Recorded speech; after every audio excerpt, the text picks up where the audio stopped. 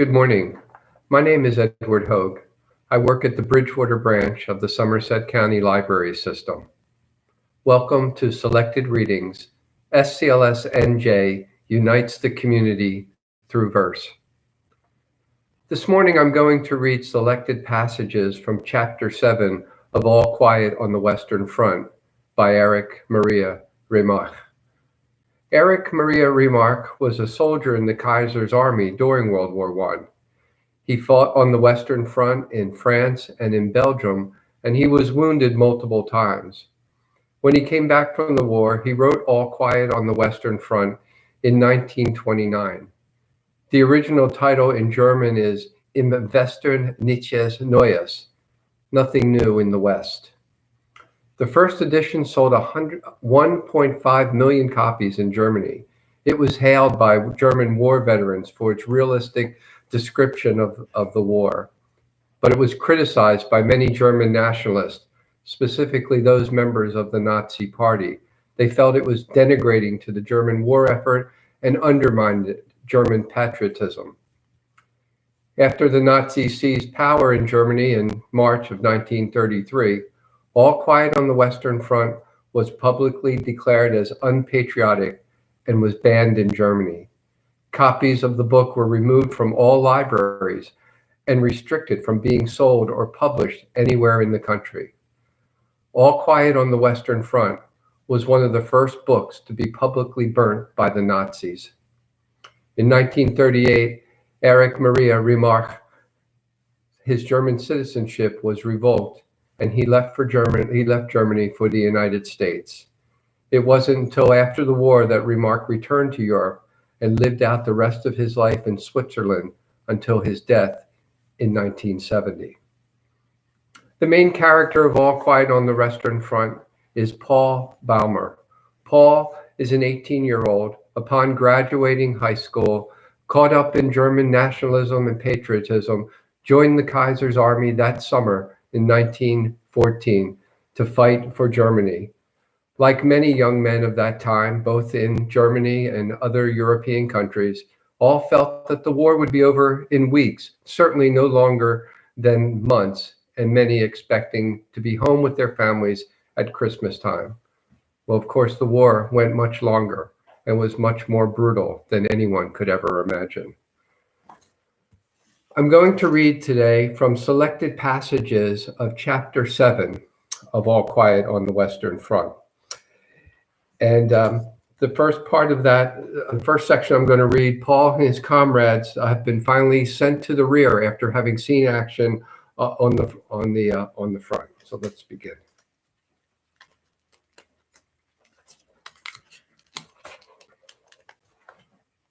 They have taken us farther back than usual to a field depot so that we can be reorganized. Our company needs more than 100 reinforcements. In the meantime, when we are off duty, we loaf around. After a couple of days, Himmelstoss comes up to us. He has had the bounce back knocked out of him since he has been in the trenches and wants to get on good terms with us. I am willing enough because I saw how he brought Hay Vesthus in when he was wounded in the back. Besides, he's decent enough to treat us at the canteen when we are all out of funds. Only Chijajin is still reserved and suspicious. But he is won over too when Himmelstoss tells us that he is taking the place of the sergeant cook who has gone on leave.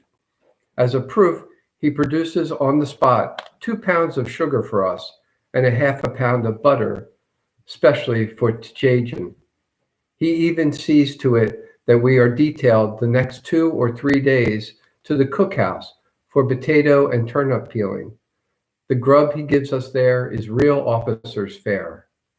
Thus, for the moment, we have the 2 things a soldier needs for contentment: good food and rest. That's not much when one comes to think of it. A couple of years ago, we would have despised ourselves terribly, but now we are happy. It is all a matter of habit, even the front line. Habit is the explanation of why we seem to forget things so quickly. Yesterday, we were under fire. Today, we act the fool and go foraging through the countryside, Tomorrow we go up to the trenches again. We forget nothing really, but so long as we have to stay here in the field, the front line days, when they are past, sink down in us like a stone. They are too serious for us to be able to reflect on them at once. If we did that, we should have been destroyed long ago. I soon found out this much. Terror can be endured so long as a man simply ducks, but it kills if a man thinks about it. Just as we turn into animals when we go up to the line, because that is the only thing which brings us through safely, so we turn into wags and loafers when we are out resting. We can do nothing else. It is a sheer necessity. We want to live at any price, so we cannot burden ourselves with feelings which, though they may be ornamental enough in peacetime, would be out of place here. Kemmerich is dead. Haya Vestus is dying. They will have a job with Hans Kramer's body at the Judgment Day, piecing it together after a direct hit. Martins has no legs anymore. Meyer is dead. Max is dead. Bayer is dead. Hammerling is dead. There are 120 wounded men lying somewhere or other. It is a damnable business, but what has it to do with us now? We live. If it were possible for us to save them, then it would be seen how much we cared. We would have a shot at it, though we went under ourselves. For we can be damned quixotic when we like. Fear we do not know much about. Terror of death, yes, but that is a different matter. That is physical. But our comrades are dead. We cannot help them. They have their rest, and who knows what is waiting for us. We will make ourselves comfortable and sleep, and eat as much as we can stuff into our bellies, and drink and smoke so that the hours are not wasted. Life is short. In this second passage, Paul has been granted leave to return home for 2 weeks. I am called to the orderly room. The company commander gives me a leave pass and a travel pass and wishes me a good journey. I look to see how much leave I have got. 17 days, 14 days leave, and 3 days for traveling. It is not enough, and I ask whether I can have 5 days for traveling. Bertinick points to my pass.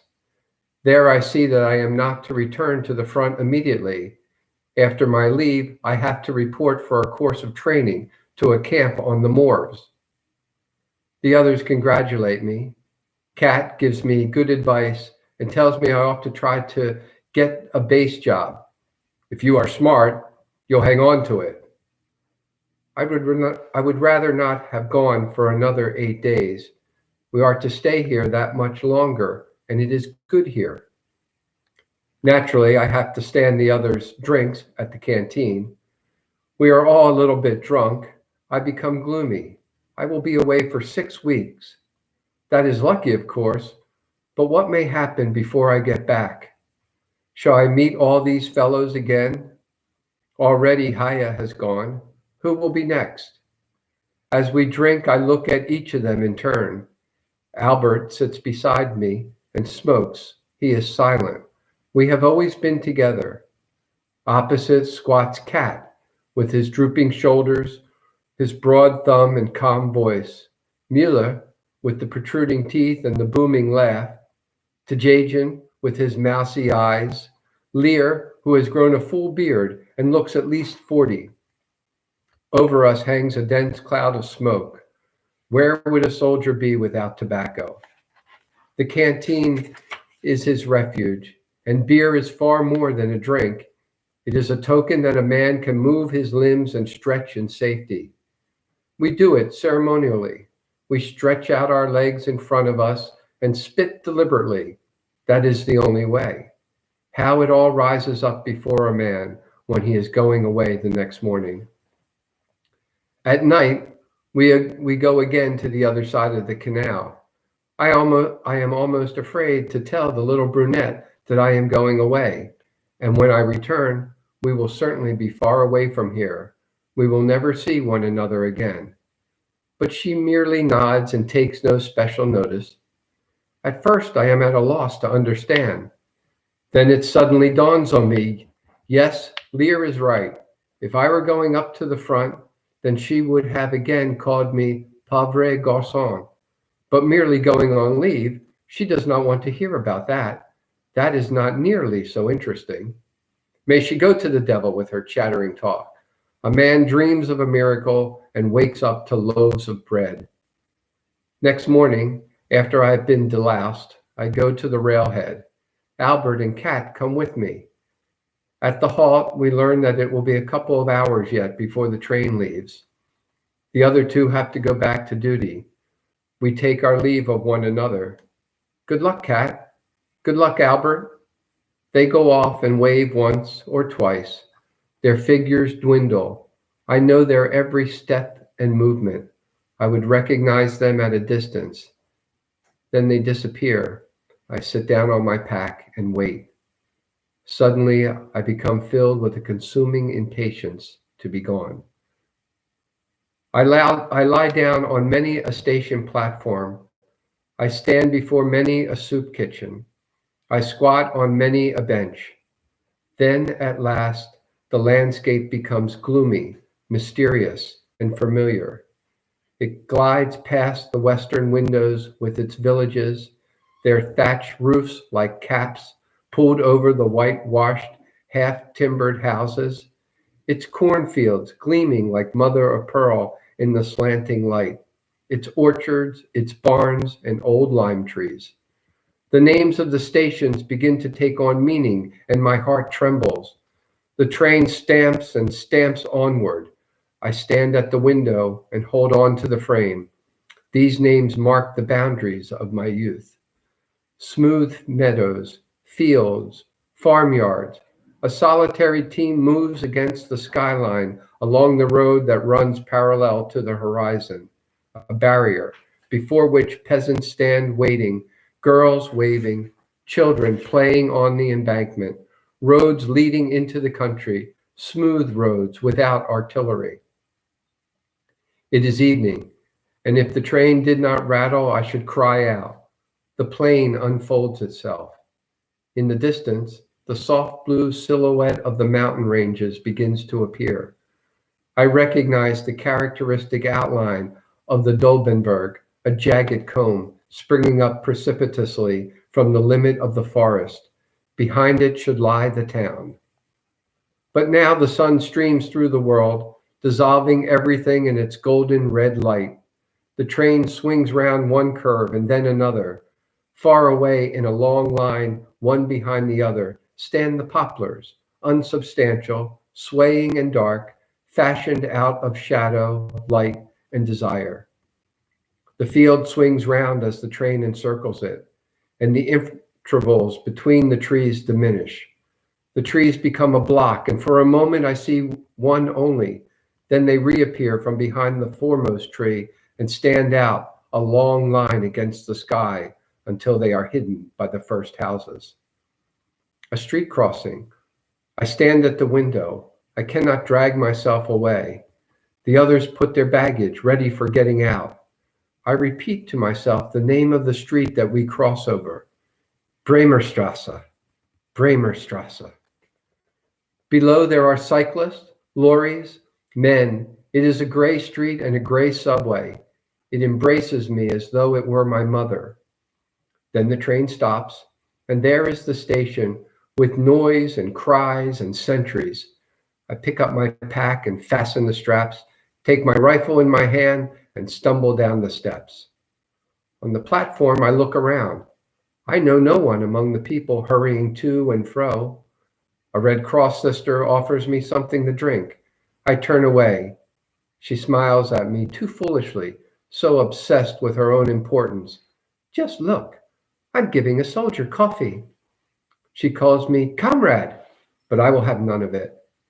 Outside in front of the station, the stream roars along the street. It rushes foaming from the sluices of the mill bridge. There stands the old square watchtower. In front of it, the great mottled lime tree. and behind it the evening. Here we have often sat. How long ago it is. We have passed over this bridge and breathed the cool, acid smell of the stagnant water. We have leaned over the still water on this side of the lock, where the green creepers and weeds hang from the piles of the bridge. And on hot days, we rejoiced in the spouting foam on the other side of the lock and told tales about our school teachers. I pass over the bridge. I look right and left. The water is full of weeds as ever, and it still shoots over in gleaming arches. In the tower building, laundresses still stand with bare arms as they used to over the clean linen, and the heat of the ironing pours out through the open windows. Dogs trot along the narrow street. Before the doors of the houses, people stand and follow me with their gaze as I pass by, dirty and heavy laden. In this confectioner's, we used to eat ices, and there we learned to smoke cigarettes. Walking down the street, I know every shop, the colonial warehouses, the chemist, the tobacconist. Then at last, I stand before the brown door with its worn latch, and my hand grows heavy. I open the door, and a wonderful freshness comes out to meet me. My eyes are dim. The stairs creak under my boots. Upstairs, a door rattles. Someone is looking over the railing. It is the kitchen door that was open.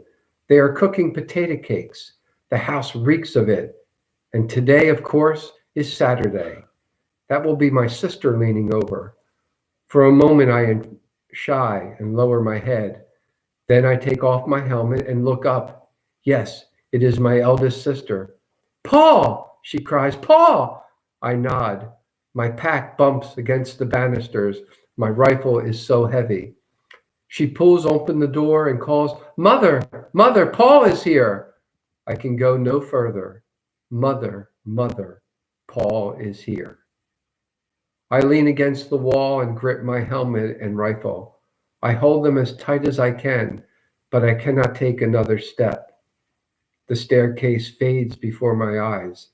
I support myself with the butt of my rifle against my feet and clench my teeth fiercely, but I cannot speak a word. My sister's call has made me powerless. I can do nothing.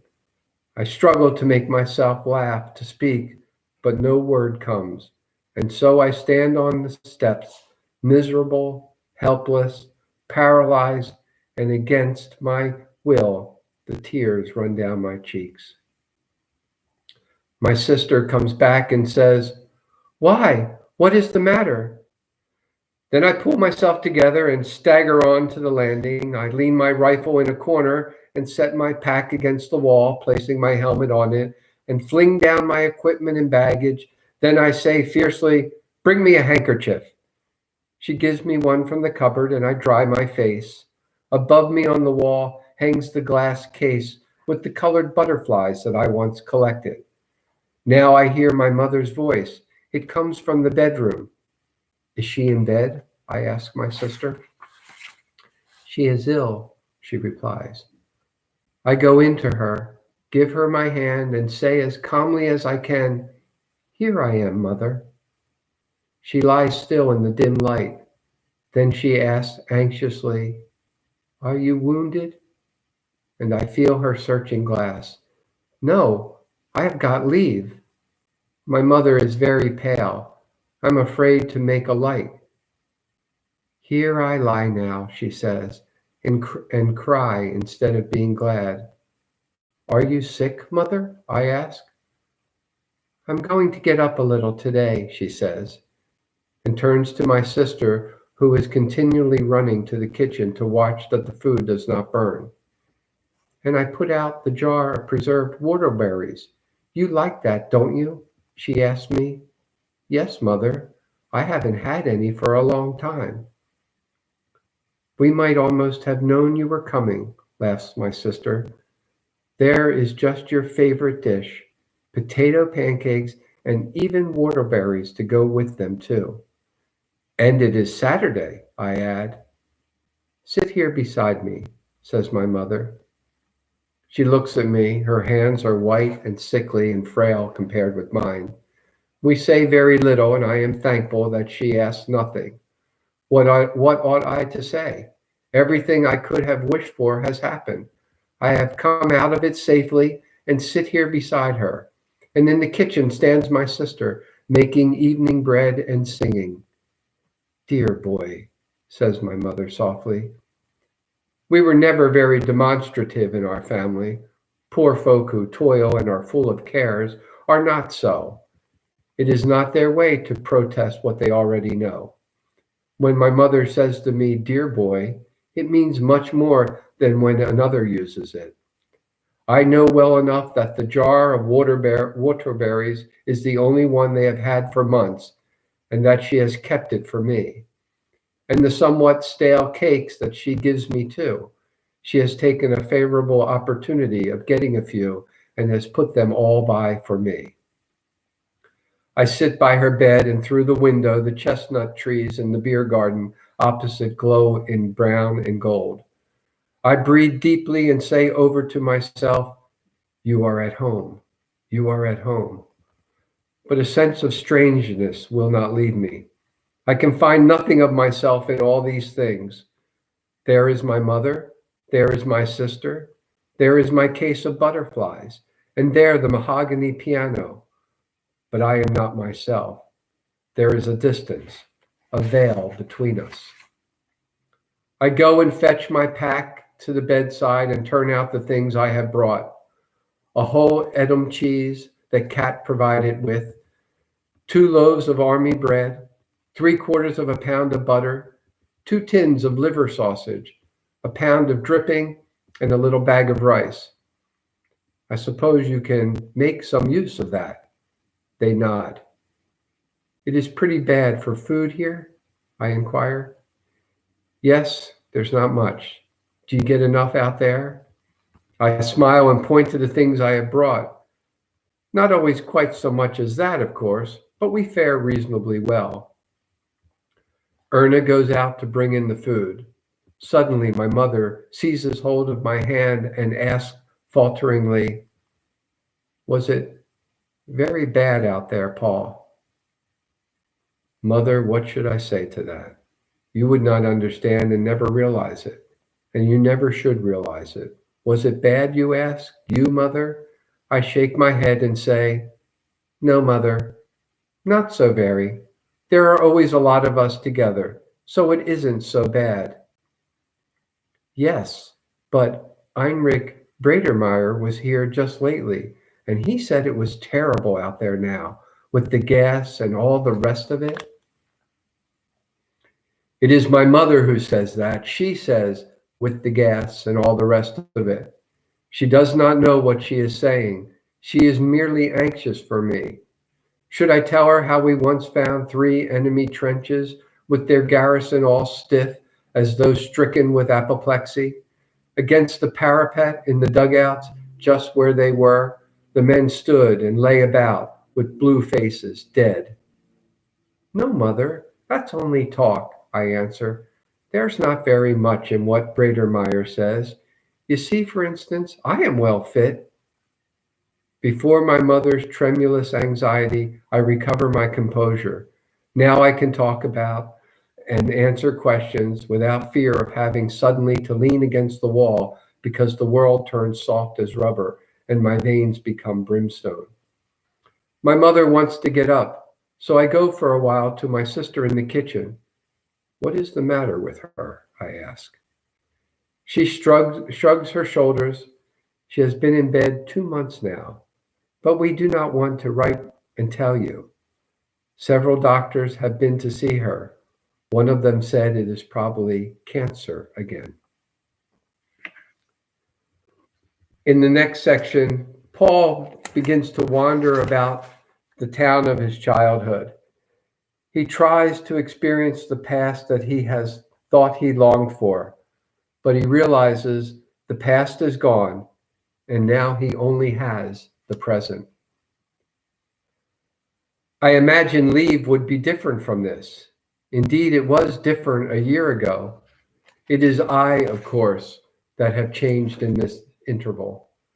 There lies a gulf between that time and today. At that time, I still knew nothing about the war.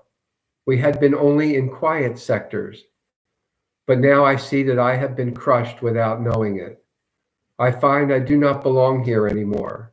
It is a foreign world. Some of these people ask questions, some ask no questions, but one can see that they are quite confident they know all about it. They often say so with their air of comprehension, so there is no point in discussing it. They make up a picture of it for themselves. I prefer to be alone so that no one troubles me, for they all come back to the same thing, how badly it goes and how well it goes. One thinks it's this way, another that, and yet they are always absorbed in the things that go to make up their own experience. Formerly, I lived in just the same way myself, but now I feel no contact here any longer. They talk to me too much. They have worries, aims, desires that I cannot comprehend. I often sit with them in the little beer garden and try to explain to him that this is really the only thing, just to sit quietly like this. They understand, of course, they agree, they may even feel it so too, but only with words. Only with words, yes, that is it. They feel it, but always with only half of themselves. The rest of their being is taken up with other things. They are so divided in themselves that none feels it with his whole existence. I cannot even say exactly what I mean. When I see them here, in their rooms, in their offices, about their occupations, I feel an irresistible attraction in it. I would like to be here too and forget the war, but also it repels me. It is so narrow. How can that fill a man's life? He ought to smash it to bits. How can they do it? While out at the front, the splinters are whining over the shell holes and the star shells go up. The wounded are carried back on waterproof sheets and comrades crouch in the trenches. They are very different men here, men I cannot properly understand, whom I envy and despise. I must think of Kat and Albert and Mueller and Tajan. What will they be doing? No doubt they are sitting in the canteen or perhaps swimming. Soon they will have to go up to the front line again. In my room, behind the table, stands a brown leather sofa. I sit down on it. On the walls are pasted countless pictures that I once used to cut out of the newspapers. In between are drawings and postcards that have come my way. In the corner is a small iron stove. Against the wall, opposite stand the bookshelves with my books. I used to live in this room before I was a soldier. The books I bought gradually with money I earned by coaching. Many of them are second-hand. All the classics, for example, one volume in blue cloth boards, cost 1 mark 20 pfennig. I bought them complete because I was thoroughgoing. I did not trust the editors of selections, even though they may have chosen all the best, so I purchased only collected works. I read most of them with laudable zeal, but few of them really appealed to me. I preferred the other books, the moderns, which were of course much dearer. A few I came by not quite honestly. I borrowed and did not return them because I did not want to part with them. One shelf is filled with school books. They are not so well cared for. They are badly thumbed and pages have been torn out for certain purposes. Then below are periodicals, papers, and letters all jammed in together with drawings and rough sketches. I want to think myself back into that time. It is still in the room. I feel it at once. The walls have preserved it. My hands rest on the arms of the sofa. Now I make myself at home and draw up my legs so that I sit comfortably in the corner, in the arms of the sofa. The little window is open. Through it I see the familiar picture of the street with the rising spire of the church at the end. There are a couple of flowers on the table, pen holders, a shell as a paperweight, the inkwell. Here, nothing is changed. It will be like this too if I am lucky when the war is over and I come back here for good. I will sit here just like this and look at my room and wait. I will feel excited, but I do not want to be, for that is not right. I want that quiet rapture again. I want to feel the same powerful, nameless urge that I used to feel when I turned to my books. The breath of desire that then arose from the colored backs of the books shall fill me again, melt the heavy, dead lump of lead that lies somewhere in me, and waken again the impatience of the future, the quick joy in the world of thought. It shall bring back again the lost eagerness of my youth. I sit and wait. It occurs to me that I must go and see Kemmerich's mother. I might visit Mittelstadt too. He should be at the barracks. I look out of the window. Beyond the sober picture of the street appears a range of hills, distant and light. It changes to a clear day in autumn. I sit by the fire with Kat and Albert and eat baked potatoes in their skins. But I do not want to think of that. I sweep it away. The room shall speak. It must catch me up and hold me. I want to feel that I belong here. I want to hearken and know that when I go back to the front, that the war will sink down, be drowned utterly in the great homecoming tide. Know that it will be then past forever and not gnaw us continually, that it will have none but an outward power over us. The backs of the books stand in rows. I know them all still. I remember arranging them in order. I implore them with my eyes. Speak to me. Take me up. Take me. Life of my youth. You who are carefree, beautiful. Receive me again. I wait. I wait. Images float through my mind, but they do not grip me. They are mere shadows and memories. Nothing. Nothing. My disquietude grows. A terrible feeling of foreignness suddenly rises up in me. I cannot find my way back. I am shut out, though I entreat earnestly and put forth all my strength. Nothing stirs, listless and wretched, like a condemned man. I sit there, and the past withdraws itself. And at the same time, I fear to importune it too much, because I do not know what might happen then. I am a soldier. I must cling to that. Wearily, I stand up and look out of the window. Then I take one of the books, intending to read, and turn over the leaves, but I put it away and take out another. There are passages in it that have been marked. I look, turn over the pages, take up fresh books. Already they are piled up beside me. Speedily more join the heap, papers, magazines, letters. I stand there dumb as before a judge, dejected. Words, words, words. They do not reach me. Slowly I place the books back in the shelves. Nevermore. Quietly, I go out of the room. In this final reading, Paul must leave and say goodbye to his family. It is the last evening at home. Everyone is silent. I go to bed early. I seize the pillow, press it against myself, and bury my head in it. Who knows if I will ever lie in a feather bed again? Late in the night, my mother comes into my room. She thinks I am asleep, and I pretend to be so. To talk, to stay awake with one another, it is too hard. She sits long into the night, although she is in pain and often rise. At last, I can bear it no longer and pretend I have just woken up. Go and sleep, mother. You will catch cold here. I can sleep enough later, she says. I sit up.